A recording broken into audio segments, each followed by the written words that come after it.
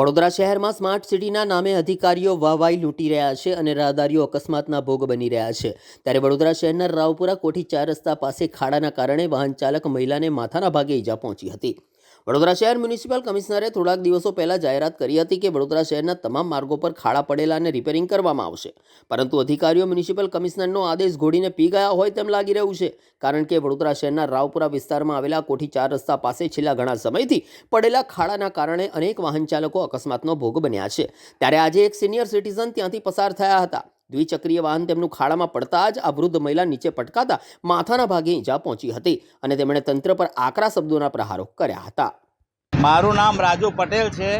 અમે અટલાદરાથી સંગમ સોસાયટી જતા હતા, વચ્ચે કોઠી 4 રસ્તા આગળ લોખંડની એંગલ મેલી છે અને આ ખાડા પૂરતા નહીં। આ કોર્પોરેશનવાળા કેટલા દિવસથી આ કોરાટ નીકળી ગયો, વરસાદ જતો રહ્યો, ખાડા પૂરતા નહીં અને આ એક્સિડન્ટ થાય તો જવાબદાર કોણ?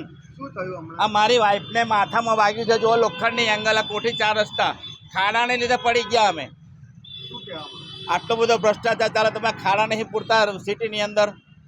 ખાડો હતો ને, મોટી મોલ। મારું નામ મીના પટેલ છે અને ખાડો હતો ને તે બાજુવાળા સ્કૂટર દબાયું ને ગબડી પડ્યા અમે ખાડા લીધે। કઈ જગ્યા પર? કોઠી 4 કોઠી 4 રસ્તા। તંત્રને શું કહેવાનું? વાળા બધા દ્વારા જ આવે છે।